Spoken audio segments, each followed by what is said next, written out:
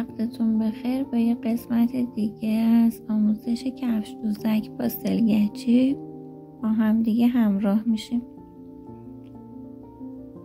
خب یه طرف بال با این کفش دوزک رو انجام دادیم، حالا اون طرف دیگه‌اش رو انجام میدیم. رنگ زمینه رو قرمز گوجه‌ای میزنم.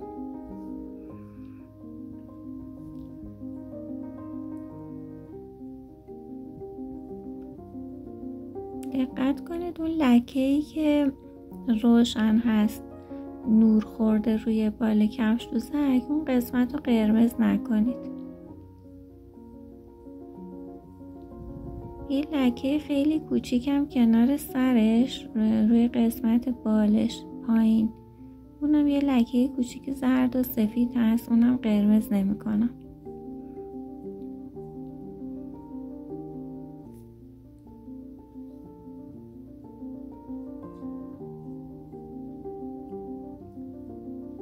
چون این قسمتش فضاش کمه، به جای اینکه با انگشت اون رنگ رو ثابت کنم با محوکن انجام میدم. از سمت قسمت لبه بال کفش دوزک از قسمت بیرون به داخل میکشم.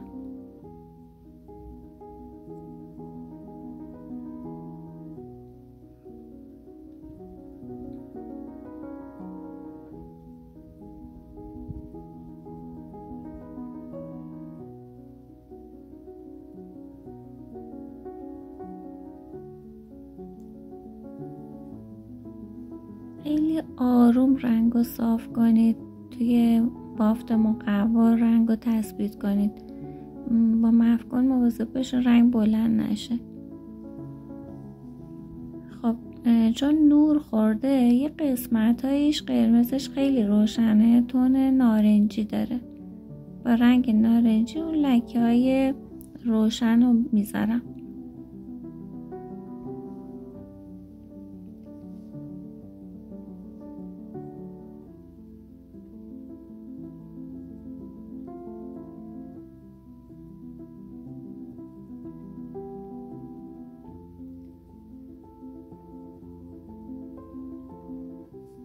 با انگشت به صورت ضربه‌ای رنگ رو تثبیت میکنم.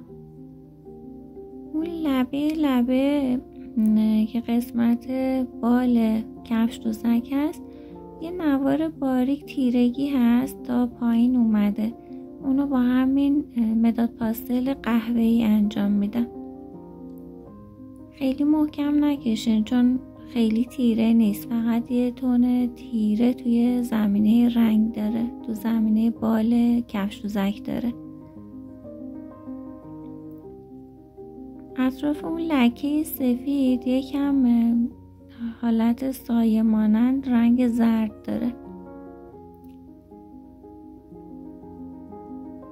اون قسمت پایین بالش هم یکم رنگ زرد داره.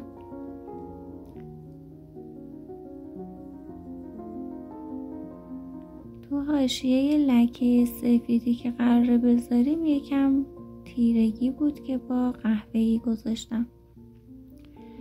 کمی از خالای اون طرف بال کفش دوزک اینجا مشخصه ولی خیلی کمه، اونا رو هم میذارم.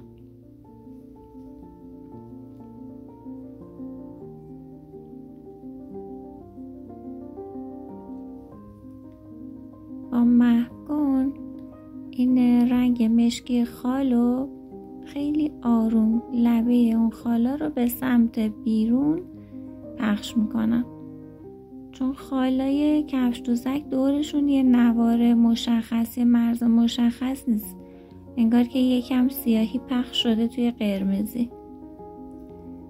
جا یکم رنگ قرمز رفته توی اون لکه‌ای که باید سفید بشه، اونو با پاکن پاکش کردم. ولی شما سعی کنین همچین اتفاقی نیفته، چون یکم این پاکن چون چربی داره ممکنه باعث بشه اون قسمت ها رنگ نگیره. این خطوط پررنگ طراحی هم که انجام میدید میتونید با همون پاکن خمیری که قبلا توضیح دادم به صورت گذاشتن برداشتن این خطوط طراحی رو کم رنگ کنید.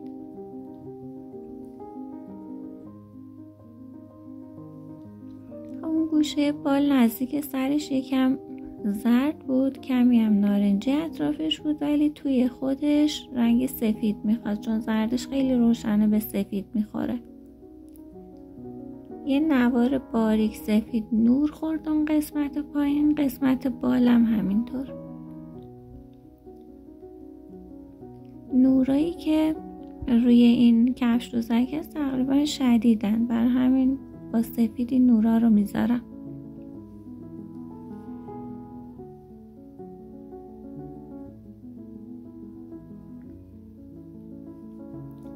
خیلی کم از این سفیدی و نور بین اون درز بال کفش دوزکم کشیده شده.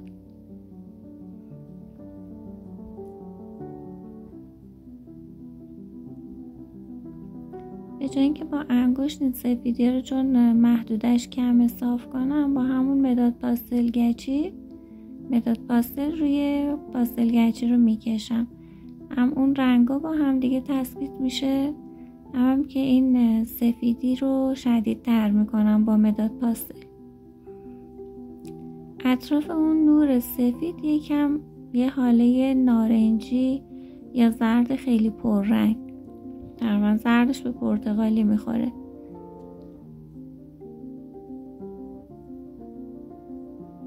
این خطی که دوتا بال کفش دوزک بسته شده یه خط باریک قهوه‌ای رنگ هست، تا انتها خیلی قهوه‌ای نیست، بیشتر قسمت جلو تیره تره. اون قسمت آخر یکم نیاز به نور داره که با مداد پاستل سفید میذارم.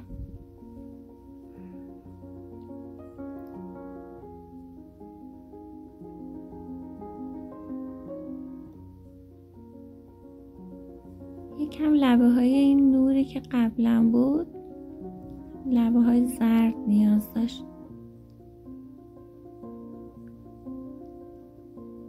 این قسمت هایی که باید تیره باشه، سیاه باشه، نور سفید داره. توی نورای سفیدش کمی آبی کار شده. قبل از اینکه مشکی رو کار کنم لکه های سفید رو میذارم، چون اگه سیاه بشن دیگه نمیشه اینجوری سفید و واضح نشونشون داد.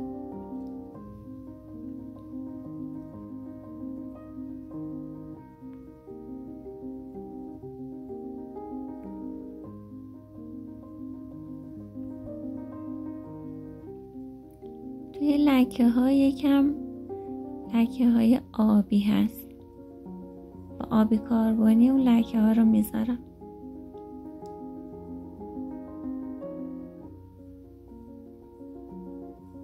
قسمت تیره رو، قسمت سیاه رو با مداد گنده مشکی سیاه میکنم، چون خیلی ظریف و کوچیکه، برای همین اولش با مداد گنده این کار رو انجام میدم.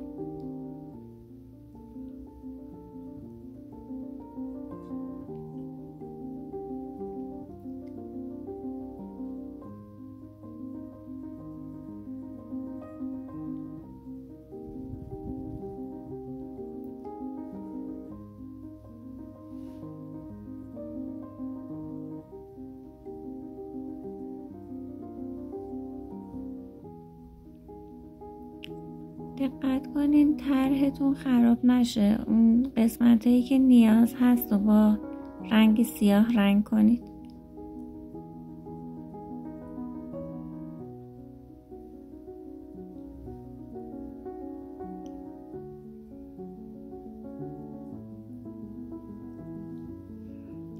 مداد کنترم خیلی فشار ندین که این مقوای کارتون صاف و براق بشه. هر جا دیدین که بافت مقوا مشخصه، با پاستل گچی مشکی اون قسمت ها رو تیره میکنید.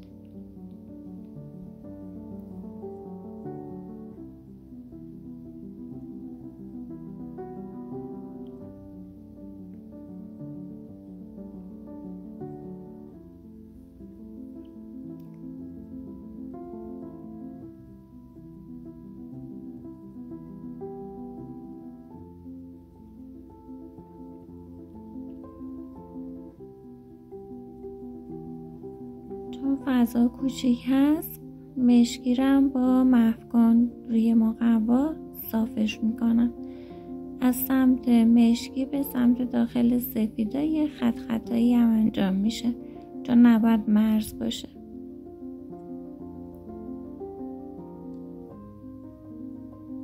ولی حواستون باشه لکه‌های سفیدا از بین نبرید. فقط مرز بین سفید و مشکی رو یکم تو هم محو میکنید.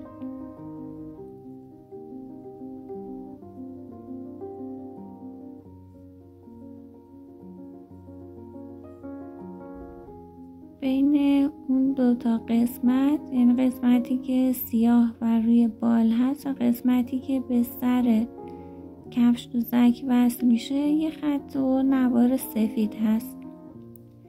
قسمت وسطش باریک تره، قسمت دو طرفش کمی پهن تره.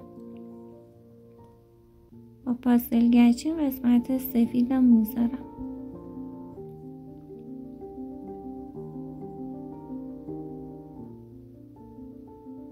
اینجا یه کمی سایه تیره مانند هست، با مشکی خیلی نرم اون تیرگی رو کشیدم.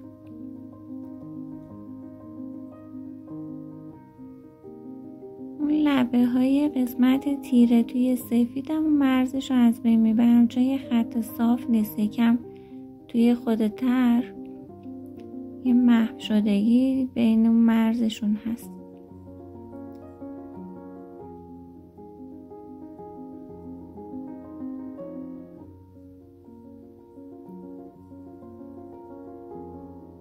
حواستون بهشون قسمت های سفید رو از بین نبرید. قسمت سیاه سر کفش دوزکم با مداد کنته مشکی رنگ میکنم.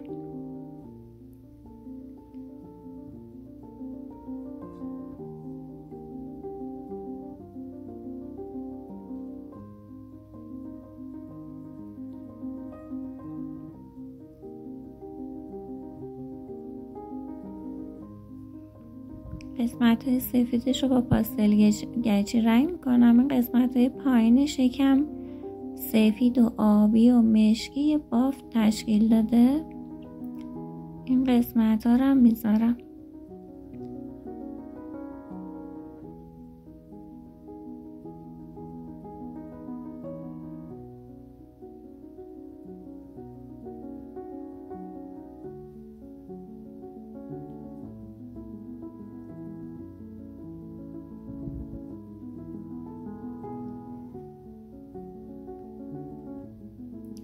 قسمت سر کفش دوزک هم 5 تا تقریبا دایره مانند سفیدی هست. اون سفیدی ها رو هم میذارم. 2 تا قسمت بالای، 2 تا دو طرف سرشه، یه قسمت هم کنار دهنش، یه چشمشه.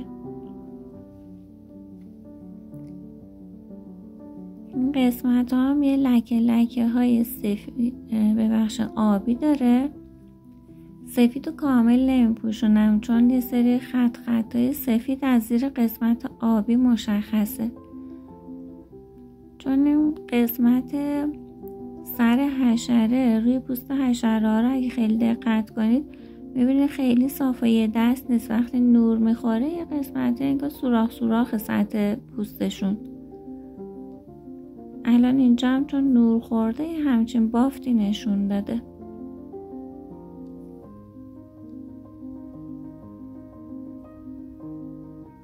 لکه های سفید رو با پاستل گچی سفید میذارم که یه موقع اشتباهی مشکیش نکنم، چون اگه سیاه بشن و لکه های سفید دیگه روشن کردنشون خیلی سخت میشه.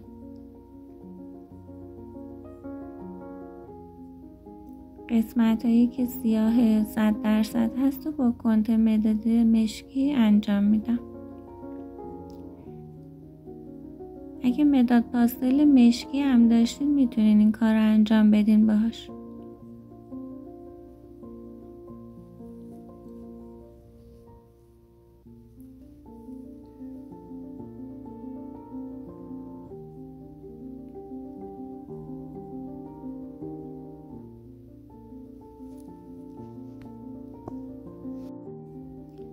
این قسمت چون وسعتش کمه با همون محو کن اون اون رنگای مشکی رو توی زمینه مقوا صاف میکنم که یه بافت یه دست بده.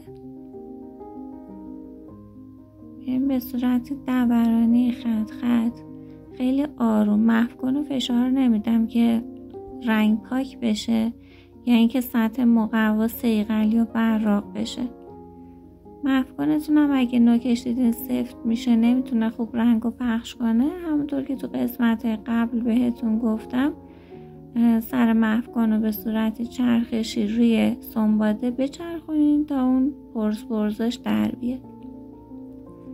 این قسمت ها یکم بافت مقوا مشخصه، با پاستل مشکی، پاستل گچی مشکی دوباره اون قسمت ها رو با گوشش تیره میکنم. حواستون باشه قسمت سفید رو از بین نبرید.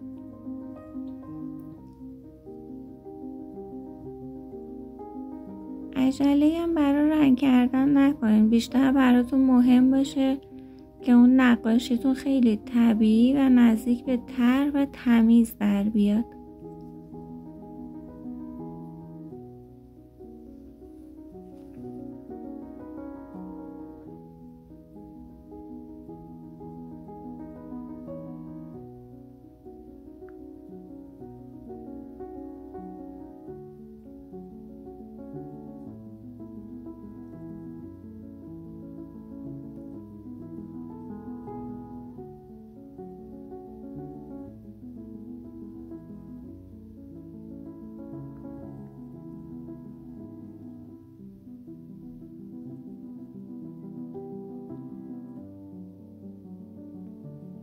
رنگای مشکی که با پاستل گچی گذاشتم با محو کن دوباره تو زمینه صافش میکنم.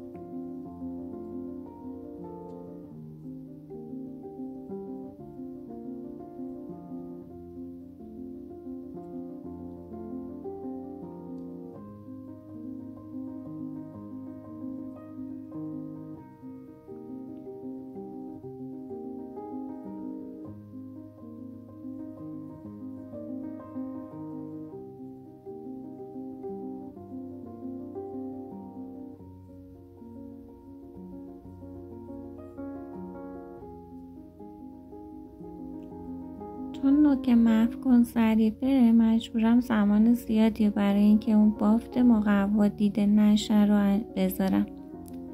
لبه های مشکی و سفید به صورت خط خط از سمت مشکی به داخل قسمت روشن یه خطای خیلی ظریف و محو مشکی میزنم، فقط برای اینکه اون مرزها از بین بره، یه برش مشخص نباشه بین قسمت تیره و روشن.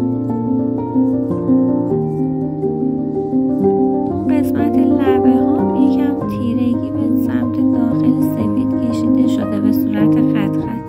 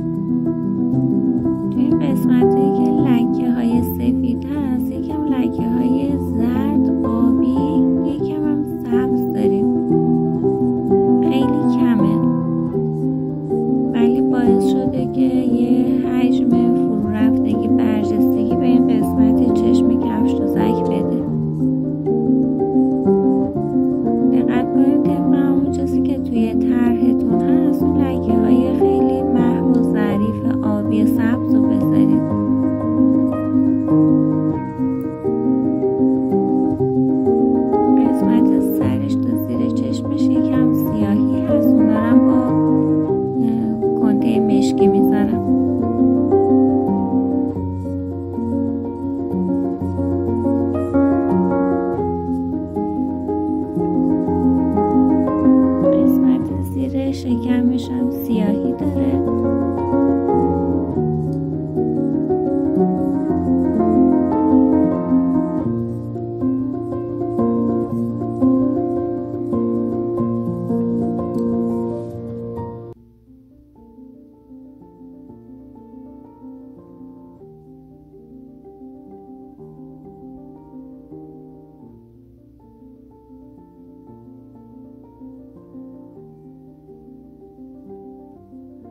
قسمت‌هایی از بافت مقوا که مشخصه با مداد کنته نشد سیاه بشه، با پاستل گچی سیاه رنگش میکنم.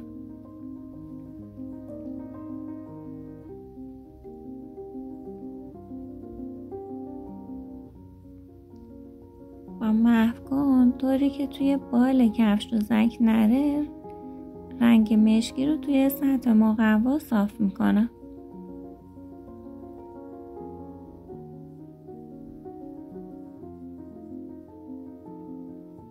یکم اون مرز قهوه‌ای نیاز داره که با مداد پاستل قهوه‌ای دوباره تمدید شه.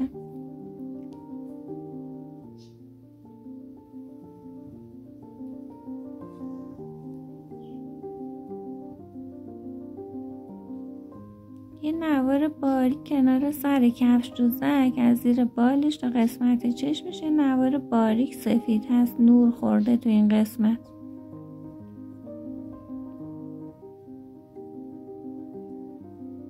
یه لکه خیلی کوچیک روشن هم تو قسمت شکم کفش دوزک، اون قسمت تیرش بود.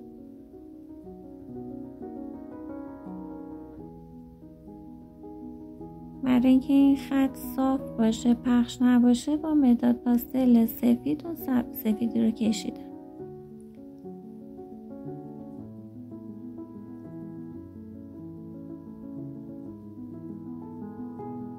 قسمت سرش نزدیک به دهنش هم یه 2 تیکه خیلی سیاه هست، بعد زیرش یکم روشنی و سفیدی هست که باز لکه های آبی توشه، بعد دوباره تیرگی. با مداد کنته مشکی اون فضای مشکی رو مشخص میکنم. اون قسمت سفید به حواستون باشه، اون قسمتی که باید سفید باشه رو سیاه نکنید.